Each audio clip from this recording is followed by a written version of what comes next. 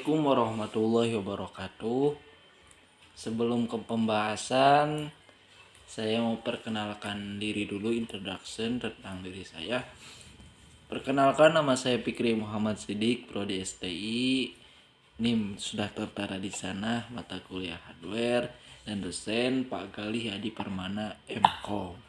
Nah, di sini saya mau simulasi tentang merakit hardware komputer. Jadi gimana sih cara merakit hardware komputer? Mari kita bahas di pembahasan ini. Nah, sebelum melakukan apapun juga pasti ada persiapan atau barang-barang yang dibutuhkan. Nah, maka persiapan sebelum memulai cara merakit komputer, kita untuk alat kerja kita memerlukan obeng, scrap, dan baut. Dan untuk bahan komponen komputer PC kita akan jelaskan dulu. Sebelum mempersiapkan komponen-komponen komputer, sebaiknya Anda memperhatikan kompatibilitas atau kesesuaian setiap komponen dengan motherboardnya. Karena tidak semua jenis komponen cocok dengan motherboardnya. Contoh, prosesor soket AM3 itu harus disesuaikan dengan soket AM3 lagi. Tidak bisa dipasangkan pada soket AM2. Jadi harus sesuai soket dengan motherboardnya. Nah, lanjut. Nah, kita skip ya karena tadi sudah dijelaskan. Apa saja sih komponen yang harus disiapkan? Nah, kita lanjut ke sini. Ada motherboard, prosesor, heatsink atau bisa disebut kipas. Apa sih heatsink? Itu kipas yang ada di dalam. Itu untuk pendinginan supaya si prosesor itu tidak panas. Ada RAM, ada PGA card atau bisa kalau perlu itu ya. Ada casing, ada power supply, hard disk, DPD, CD-ROM, keyboard, mouse, monitor, dan speaker. Nah, untuk software, Nah, kita lihat ke sini. 1. CD sistem operasi seperti Windows 7, Windows 8 atau yang lainnya. Yang kedua, CD driver, motherboard, VGA, sound card, LAN, dan lain-lain. Yang ketiga, program aplikasi. Ini yang harus diperhatikan ketika mau merakit komputer.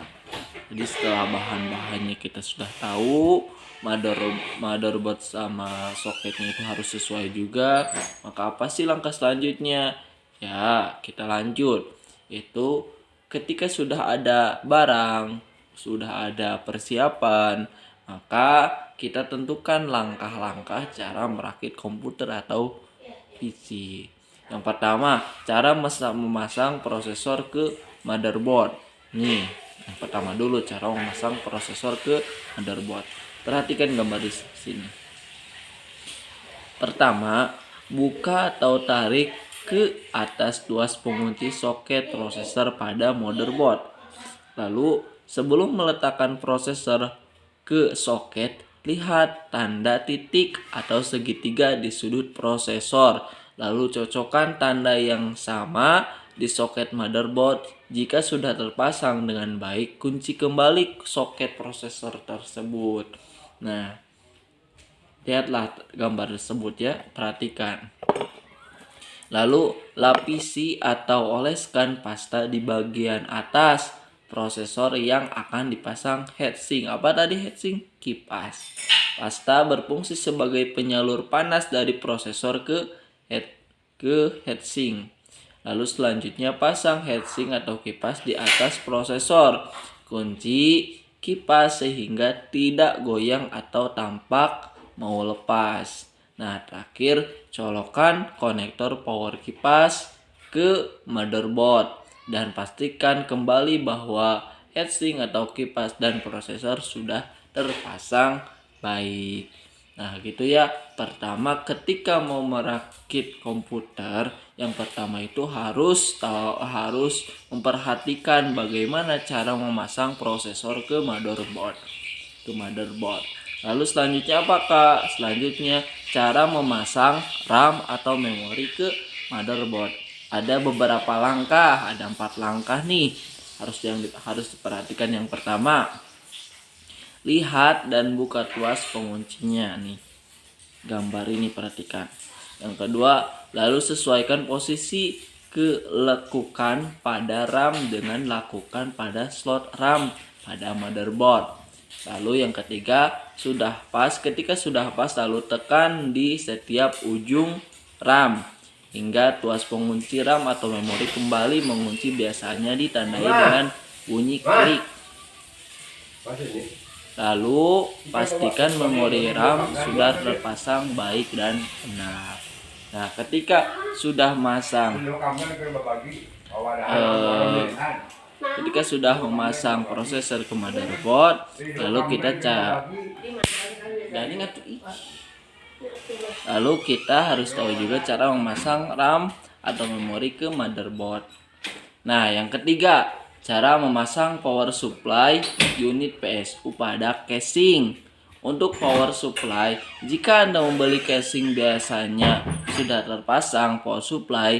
Jika belum, berikut cara pemasangannya. Jadi power supply itu tergantung ya. Jadi kalau misalkan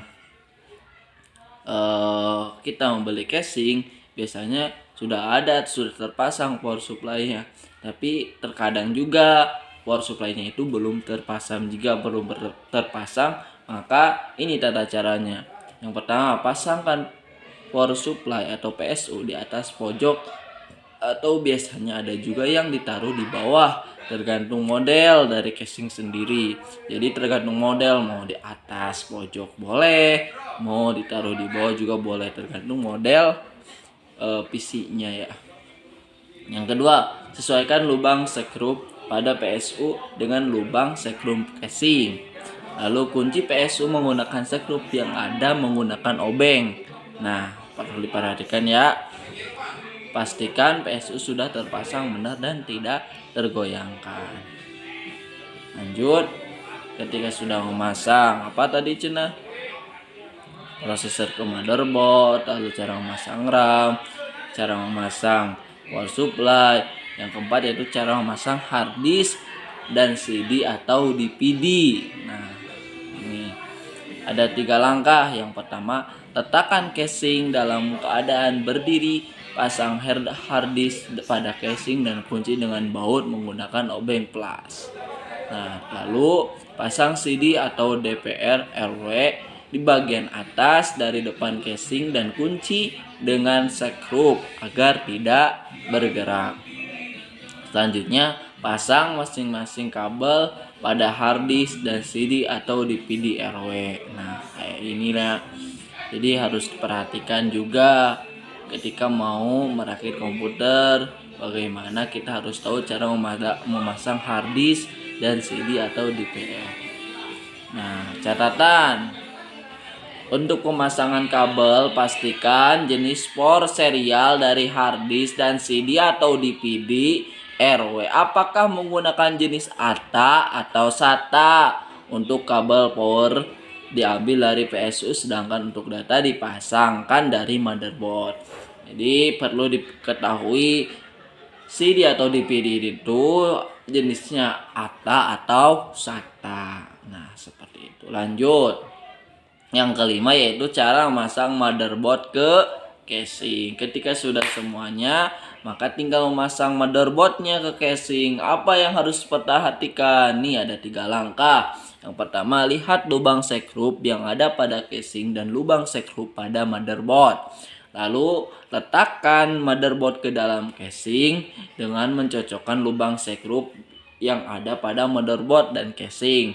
Yang ketiga, lalu kunci dengan sekrup yang ada menggunakan obeng plus. Nah, perhatikan gambar tersebut ya. Lalu yang keenam yaitu cara memasang kabel-kabel komputer. Nah, setelah semuanya terpasang, setelah memasukkan motherboard ke casing, kita tinggal memasang kabel-kabel yang ada dalam komputer. Nah, setelah semua komponen-komponen terpasang, langkah selanjutnya adalah merakit kabel-kabel komputer. Baik kabel I, E atau O, I atau O, kabel harddisk, kabel CD-ROM, kabel power supply, dan lain-lain. Anda cukup perhatikan gambar berikut ini untuk panduan Anda memasang kabel untuk merakit komputer Anda. Nah, perhatikan saja ya kabel-kabelnya, ada kabel apa saja, ada kabel I, miring O, kabel power 24 pin. Nah, perhatikan saja. Nah, sebaiknya Anda benar-benar memperhatikan langkah yang satu ini, karena ini merupakan salah satu yang paling sentral dalam merakit komputer. Jika kabel yang Anda hubungkan ternyata salah, maka akan berakibat fatal. Akan tetapi, Anda tidak perlu khawatir berlebihan. Setiap kabel sudah disetting sedemikian rupa agar berbeda dengan yang lain. Jadi, jangan hariwang kalau bahasa Sundanya, jangan terlalu khawatir karena kabel-kabelnya juga sudah disetting agar berbeda dengan yang lainnya. Jadi Anda tinggal mencocokkan saja dengan colokannya. Berikut adalah beberapa gambar untuk merakit kabel-kabel komputer. Nah, perhatikan, ketika sudah diperhatikan, lanjut yang ketujuh yaitu cara memasang PGA car. Apa sih PGA car? Untuk langkah ini hanya opsional saja bila tidak memasang depin. Ini juga tidak apa-apa karena dalam motherboard sendiri sudah memiliki PGA internal. Jadi diperlukan dipasang jika diperlukan, ya kalau tidak dipasang juga tidak apa-apa karena sudah memiliki PGA yang internal dalam setiap motherboard. Berikut cara memasang PGA motherboard. Yang pertama, perhatikan slot untuk memasang PGA lalu buka penguncinya. Yang kedua, pasangkan PGA dengan baik dan benar. Setelah terpasang, kuncikan PGA dengan kunci yang ada pada slot PGA. Lanjut, yang kedelapan yaitu tahap terakhir dalam cara merakit komputer. Kalau semua langkah-langkah merakit komputer sudah selesai, kini tutup dengan casing dan beri skrup. Hubungkan kabel dari satu daya ke soket dinding dan juga hubungkan konektor monitor ke port video card, konektor kabel keyboard dan konektor mouse ke on mouse. Nah, seperti itu. Kesembilan, pemeriksaan hasil dalam merakit komputer PC. Setelah merakit komputer selesai, kita lakukan pemeriksaan dan pengetesan hasil dengan program BIOS. Caranya yaitu nyalakan komputer dan monitor, lihat layar monitor dan juga dengarkan suara dari speaker. Nah, program POS dari BIOS ini akan otomatis mendeteksi hardware apa saja yang sudah dipasang pada komputer. Lakukan setting untuk nilai dari kapasitas hard disk dan boot screen. Kalau sudah, lalu simpan hasil settingan dan exit dari setup BIOS. Maka komputer meload sistem operasi dengan urutan pencarian yang disesuaikan dengan setting boot sequence pada BIOS. 10. Solusi bila terjadi masalah dari hasil merakit komputer. Hidupkan komputer apabila komputer dan monitor tidak hidup. Pemeriksaan kabel daya dan colokan listrik sudah terhubung apa belum. Nah, apabila waktu dinyalakan tampilan layar monitor ngeblank atau berwarna hitam, pastikan ada kesalahan. Dan apabila pada CPU terdengar bunyi beep, maka betulkan penempatan RAM atau memori pada soket. Jadi ketika layar monitor ngeblank atau CPU terdengar bunyi beep, maka betulkan penempatan RAM. Kemungkinan ada kesalahan dalam penempatan RAM atau memori pada soket. Nah, apabila ada adapter tidak terdeteksi, periksa penempatan card adapter sudah pas apa belum ke slotnya. Jika ada adapter tidak terdeteksi, maka penempatan card adapternya sudah pas apa belum ke slotnya gitu.